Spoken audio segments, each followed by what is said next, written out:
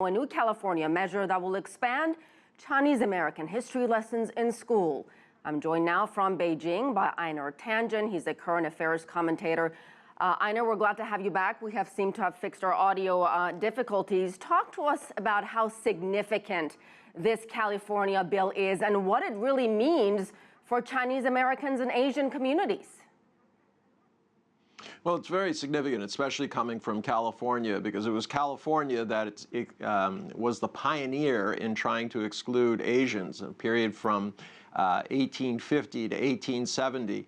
They were the ones on the state level that were doing it. Ironically, at that time, it was the Republicans who were pro-immigration because they wanted the cheap labor that was available from people coming in from outside the United States. These measures ultimately led to the Exclusion Act of 1882, which was a political compromise.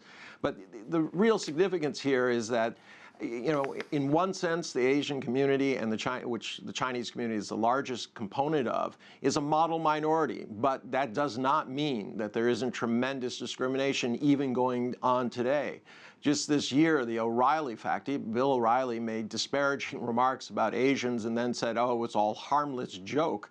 I don't think most people took it that way. So these types of issues continue on. It's very nice that the government is doing this, but keep in mind that the Asian community is not looking for preferences or special treatment. All they want is a fair playing field, whether they're applying for educational institutions, jobs, or wages. Clearly, the bill is progress. It is not the solution, and a lot more work still needs to be done. What are some of those remaining issues, in your opinion, still facing Chinese Americans, and how much have they evolved in the past decades?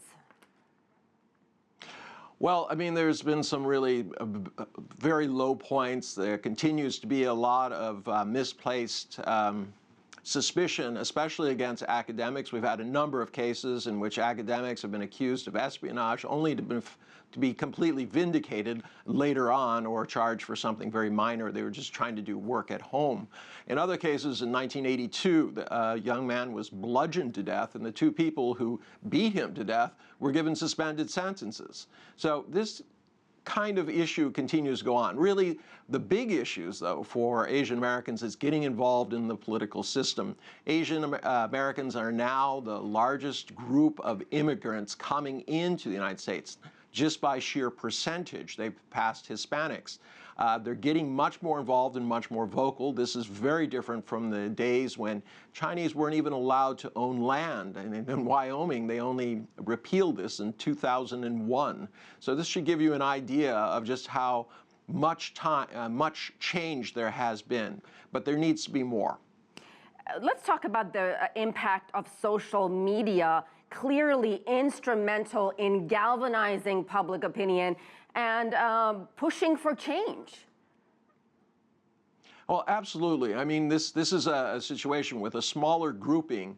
The ability to get together online and pool concerns has been very, very important, especially in the areas of glass ceilings, where many Asians are regarded as passive, not the kind of people who can make the rain come and this type of thing. This, despite the massive successes of Asian companies around the world. So hopefully this will change. A lot of it is just cultural perception that's going on. And also remember that the Asian community is not monolithic.